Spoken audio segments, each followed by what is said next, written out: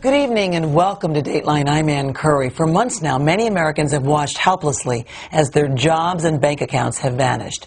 And too many are falling prey to scam artists who promise easy money in these desperate times. Well, Chris Hansen now investigates how to help you steer clear of these dangers that could trigger even greater financial disaster. Chris? Thanks, Ann. We've investigated a number of scams where you feel badly for the victims, but you kind of wonder, didn't they see this coming? Well, when you see this, you may instead think, gosh, that could have been me. The scam is smooth, complex, and given these tough times, devastating to the people it ensnares.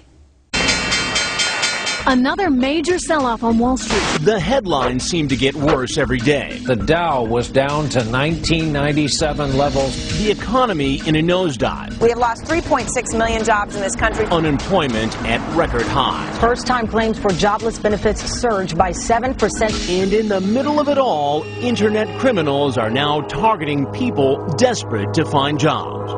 Officials warn the scam is spreading nationwide. One day, Often with devastating consequences for honest, hardworking families. I'll give you a pair of sunglasses. Carol Browning is a single mom, raising a son, a daughter, and a granddaughter. She has a full-time job, a house in a nice neighborhood, but now she's at risk of losing it all. And I try not to let them see what I'm going through or see me crying or worrying about it. But That's got to be stressful. it is. Carol got caught up in one of the biggest scams sweeping the country. As you listen to her story step by step, ask yourself, would you have done anything differently? It all began just before Christmas when Carol was searching online for ways to make some extra money.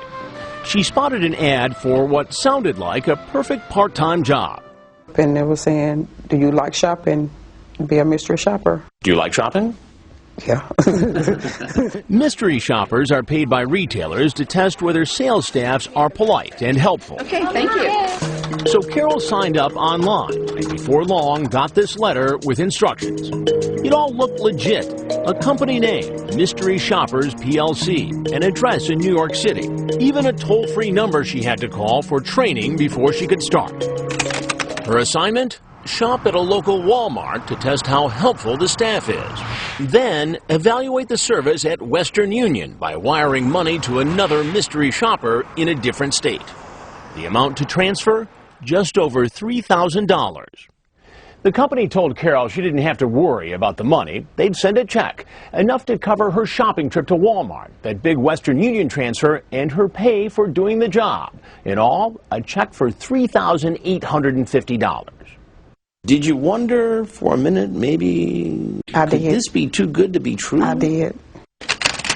Carol got the check all right, but she was cautious. So before she did anything else, she says she took the check to a teller at her local bank. She ran it. And she told me, yeah, Good to go. it's good. You can get access to your money tomorrow. And I said, you sure? She said, yeah. I said, not a 7-day hold on it. She said, no, it's clear.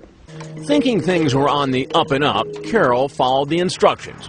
She deposited the check, withdrew the money from her account, went to Western Union, and wired $3,100 to a company contact in Kansas.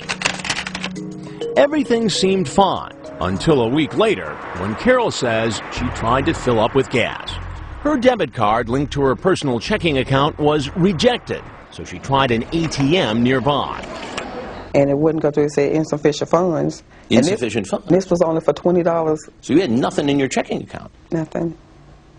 Turns out that big check was no good. Even though Carol thought she'd checked it out, even though her bank gave her the money, it turned out to be a sophisticated counterfeit. And you may be surprised to learn that in cases like that, a bank can still reverse the deposit and hold you responsible. And that's exactly what was happening to Carol. Pulled the account up and told me that I was overdrawn $3,500 and some dollars. And I said, what? That's a lot of money. My life just turned upside down because, I mean, I couldn't do nothing but cry. And I asked the man in the bank, I said, check again because this can't be real. He said, yes, ma'am. The check been recalled and you got to cover the check. In effect, Carol hadn't wired the company's money. She'd sent her own, draining her bank account. And the bad news got even worse. The bank said the regular checks Carol had already written for her mortgage, her car, her utilities, all were bouncing. What's more, when her weekly paycheck from her regular job was direct deposited in her account, the bank seized it to help pay off the debt. I was just devastated. I was just trying to figure out what am I going to do? How am I going to come up with this? What did you do when you got home that night? I got some of my jewelry, my rings and bracelets. I took them to the pawn shop and I pawned them. We wondered, with so many people out of work nowadays, how many cases like Carol's are out there, how much money is being stolen, and who's behind the job scams that are cheating Americans looking for honest work. Join us as we go online and undercover, applying for jobs, and taking you inside the scams. Hello, mister. Just take a minute. Go send me money, okay? Coming up, a single mom who thought she found a great job online, a payroll clerk. When you print these checks, did they look real? Yes, they do. I have one in your name. Would you like to see it? When Promises continues.